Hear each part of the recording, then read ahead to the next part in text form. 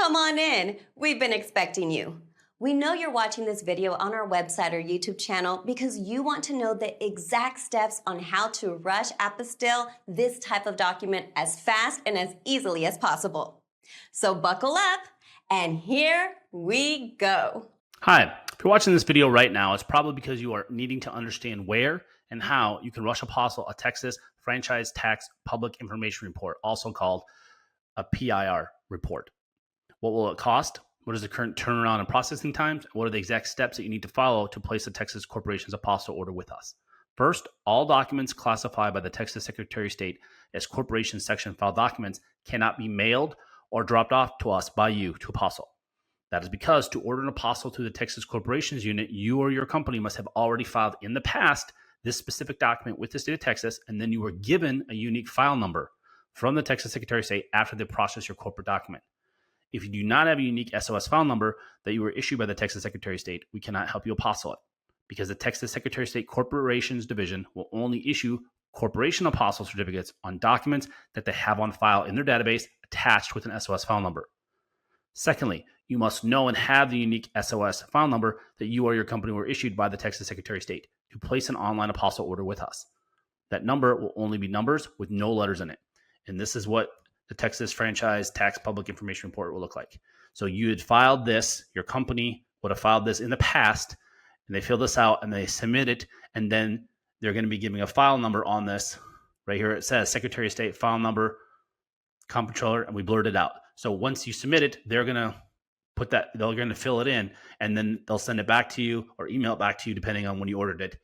Back in the days, they did everything by mail. They didn't do email like they do now. But this is what it's going to look like. On our corporation's order form page that you can access by clicking on the order form button at the very bottom of this page, you will need to give us the SOS file number, the full name of your corporation, and you'll upload a copy of your document along with a prepaid return FedEx or UPS shipping label so we can mail all your documents back to you or to whomever in the world that you want. Next is step number 2, which is the shipping instructions. This is step 2. Step 2 is going to be about shipping and how you get your documents to us and how we get your documents that we apostille back to you or to wherever you want. So corporation documents or that are only issued through Texas Secretary of State Corporations Unit, or the Corporations section as it's called, does not allow anyone, any person, any company to give them documents to apostille. So what that means is you cannot ship or mail documents to us like we state in step 1, and you cannot drop off documents to us. You can only upload on our order form page, which is down below in step 3 that we'll go over, that you have to upload copies of your documents that you want apostilled and give us your unique SOS file number, which we talk about in step 1. So all you have to worry about on shipping is just giving us a prepaid return shipping label so we can mail your documents back to you. So we recommend by far the most reliable, the company that's going to lose your documents the least or destroy your documents in shipping is FedEx. That is who we use for 16 years. Every single document that we ship back or ship to our DC office when we're doing federal apostilles and embassies, and they have never, knock on wood, never lost one of our documents or have destroyed any of them. And we always do 2-day FedEx overnight. And they are the cheapest to ship domestically in the United States by far if you use FedEx One Rate. If you follow our directions right here, so you click here, and this will walk you through, and there's another long video there, and that will walk you through with screenshots and a video. So you can just read the screenshot page, all the screenshots on that page, or you can watch the video, which we go through the whole thing like I'm doing now. And then go here is for UPS. But the most reliable is FedEx. And to put it in perspective, we ship 2-day FedEx documents from Austin, Texas, which is central Texas, all the way as far as you can go across the country to the Atlantic Ocean to Washington, D.C., and it only costs us $10.95. When we check it, UPS is always at least 4 times more expensive, over $40 for the same thing. And even the U.S. Post Office is over $23. It's double. So FedEx, if you use FedEx One Rate, and that's the trick. Most people don't know about that. They don't use FedEx One Rate. They just use FedEx and they get a quote, and that's why you get charged. So go here and it will walk you through how to check FedEx One Rate. And you can do this anywhere in the world. So you can create a prepaid shipping label for FedEx or UPS if you go online anywhere in the world.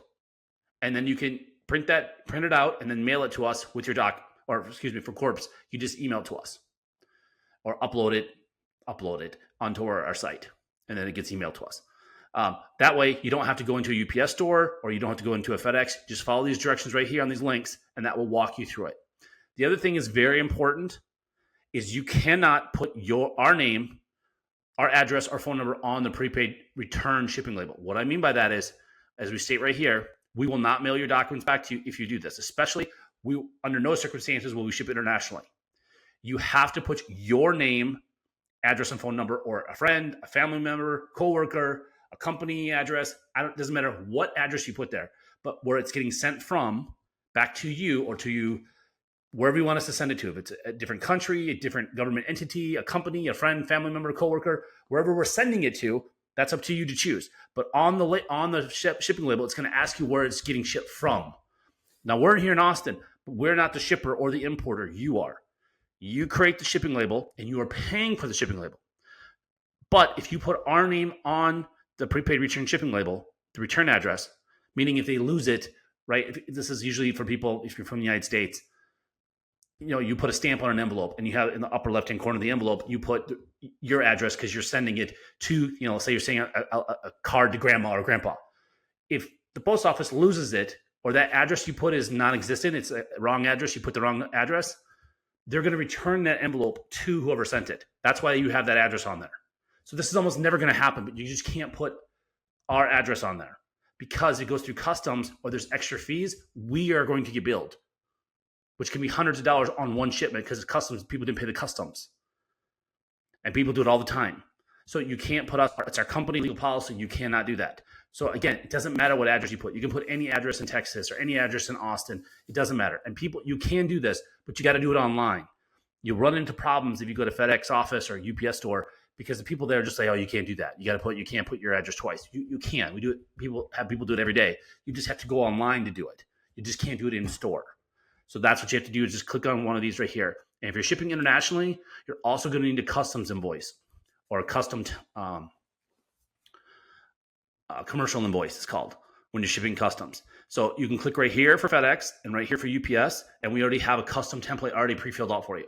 All you have to do is fill out a couple, like your name, your information, and then sign it, and that will be the customs. You don't have to go through the fiasco of going through FedEx or UPS. We actually hired consulted with a FedEx office manager and UPS manager and had them help us because most of the stuff on those templates that they have, you don't need it and it's confusing. So we stripped it all off and pre-filled it out. And then all you have to do is fill out your information, like your name, your phone number, and then sign it. And then you can print that off or save it and then email it to us. And some countries it doesn't really matter. Like Mexico doesn't really matter. But if you want to be on the safe side, you can. But Mexico, for example, if you're sending just documents, not actual packages. But if you're sending documents, you don't need an customs invoice. But again, if you want to be safe, people do them. We'll just tuck them in there with it. So that's pretty much it. It's really simple for corporate documents because you don't have to worry about creating a label to ship to us. You can't ship to us. So everything you're going to do is going to be electronically up, and you're going to upload it on our order form page. And we're going to go over that in step 3. That will go over that. Okay. Thank you. Bye. Hi, this is step 3. I'm going to go over what the turnaround times are currently as of November 30th, 2025. And this will be the case just on this video. So if you're watching this video in 2026, 2027 and beyond, go by what is on this page, not what's on this video. I'm just recording as of today what the state of Texas, their turnaround time is currently. So you're going to get us our order form.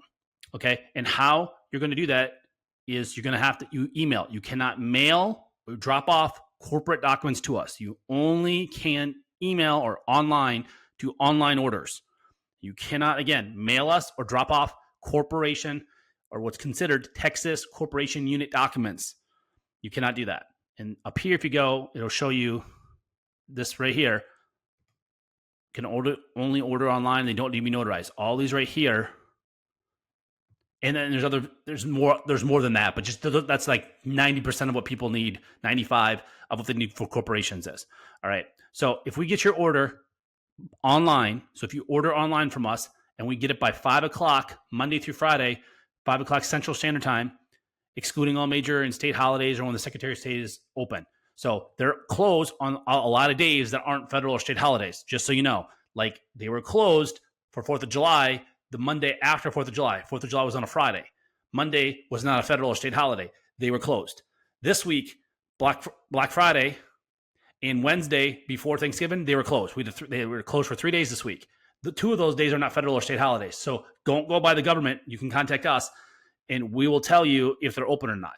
Usually we put a blog post up on our blog that you can go to, and that will announce if they're open or not. But if we get your documents, again, by 5 o'clock Central Standard Time or after. So right now, they're taking between 1 to 2 business days. And this right here will change in a couple hours. So this date right here and year, this will change. All this right here, this will change every month. So if you come and look at this page every month, it will say December 25 or January 26, and then we will update it whatever the current timeline is. So in the future, it could take them 2 or 3 business days. Maybe it's 3 or 4 business days. Right now, it's taking them between 1 to 2 business days. The way we look at it is 1 to 2 business days. Okay? And I'm going to give you scenarios to explain to you how fast this will be. So scenario number 1, if we get your documents before or by 5 o'clock Central Time on Monday, we're going to file them basically that night. We're going to file them electronically with the night. So the first thing in the morning, on Tuesday morning, the Secretary of State's going to get our order. And normally, they're going to get it that same day. They're going to issue it that day. So in your mind, you ordered with us on a Monday, but to the Secretary of State, because it was after hours, they close at, well, now they close at 5. They just changed the hours from 4 to 5 after almost 2.5 years. But to you emailed your order into us on Monday. We're going to file it as early as we possibly can because they were closed on Tuesday morning. So same day, which is next business day, they're going to order, or in 2 business days, they're going to issue it.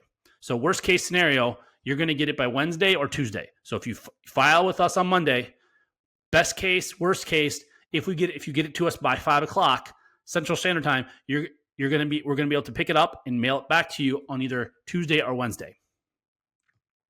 And then example number 2, if we receive your documents after our 5 o'clock cutoff time on Monday, we're